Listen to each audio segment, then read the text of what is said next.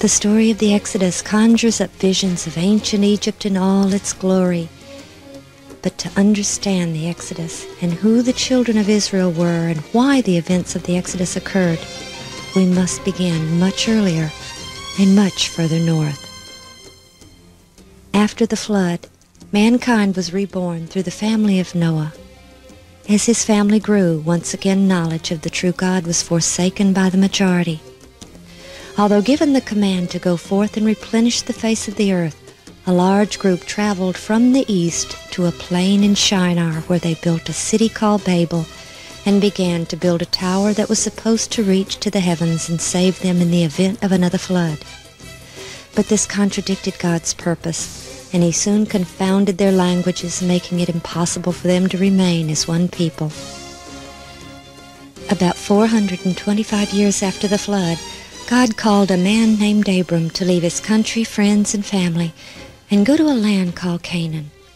Because of his faithfulness to the true God while the world around him fast fell to idolatry, the Lord made Abram a promise. I will make of thee a great nation, and I will bless thee, and make thy name great, and thou shalt be a blessing. And I will bless them that bless thee, and curse him that curseth thee. And in thee shall all families of the earth be blessed. Abram lived in Ur of the Chaldees. There were several ancient cities by the name of Ur, but the phrase Ur of the Chaldees makes it clear which city was Abram's home. The Urartuans worshipped a group of gods whom they called the Chaldees. Near Lake Van, several inscriptions have been found, one of which mentions 63 gods followed by 16 goddesses. One inscription states, "This is the spoil of the cities which I obtained for the people of Chaldees in 1 year." Ur today is called Urfa, and was in the plain of Shinar, where the great apostasy of Noah's family had fully bloomed into profound paganism. Abram's family had remained near Babel when the other groups had left the region. When he received the command to leave for Canaan, Abram gathered his family and left Ur of the Chaldees to go into the land of Canaan, and they came unto Haran and dwelt there. Ancient Haran, where they stopped and stayed until Abram's father died, still bears its ancient name and is located just 19 miles down the Balak River from ancient Ur. Further evidence of Abram, later called Abraham, in this region is the presence of the names of other members of his family, all still preserved within a radius of about 25 miles. His great-grandfather, Serug's, name is preserved in the town of Suruk, about 22 miles west of Haran. And between Haran and Urfa is Tel Terahi, which means the ruin of Terah, who was Abraham's father. And of course Haran was the name of Abram's brother, who was the father of Lot. Slowly at first, in Canaan Abraham's family grew. His son Isaac bore 2 sons, Jacob and Esau.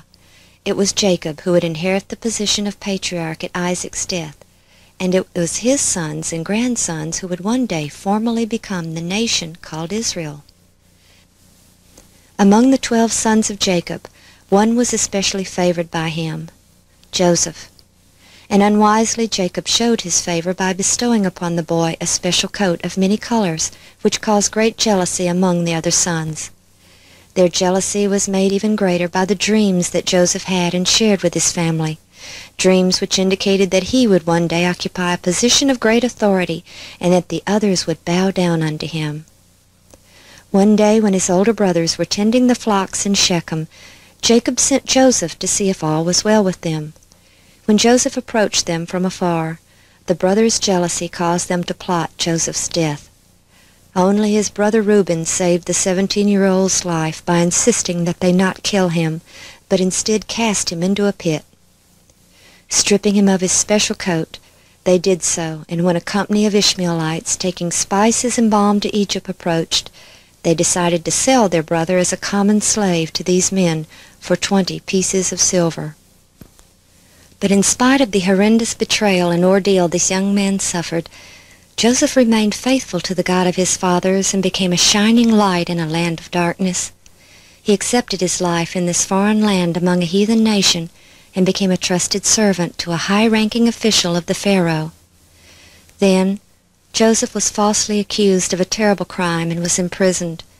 When all hope must have appeared lost, he was summoned to interpret the Pharaoh's dreams. The interpretation of those dreams by Joseph had warned of an impending 7-year famine, which was to follow a 7-year period of plenty.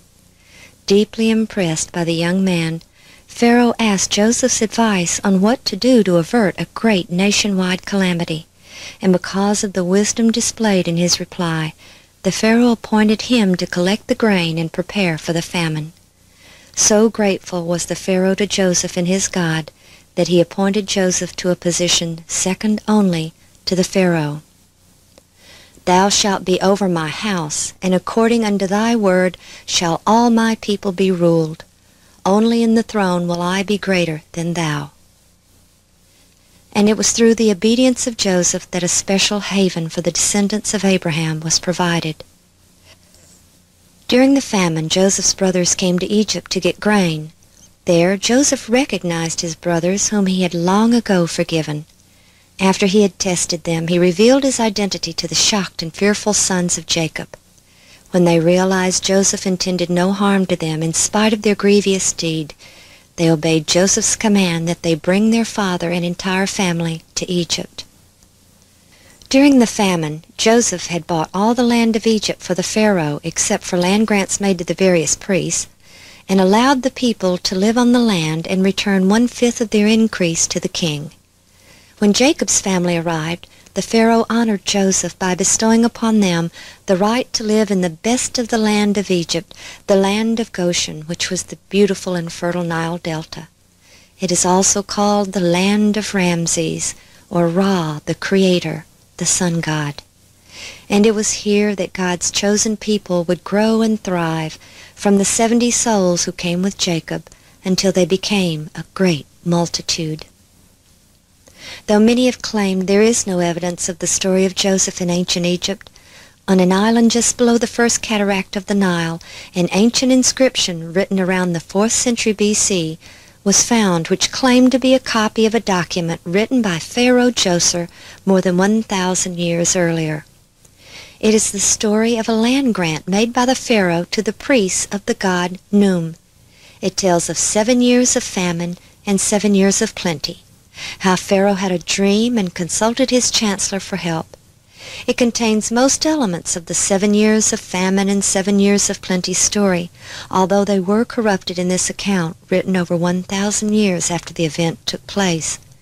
But most importantly, the priests who wrote this inscription were relying upon the land grants made by this Pharaoh to justify their claim to some land. They were not writing what they believed was an ancient myth. They obviously believed the land grants made by Pharaoh Djoser to still be valid and of enough authority to still be in effect well over 1,000 years later.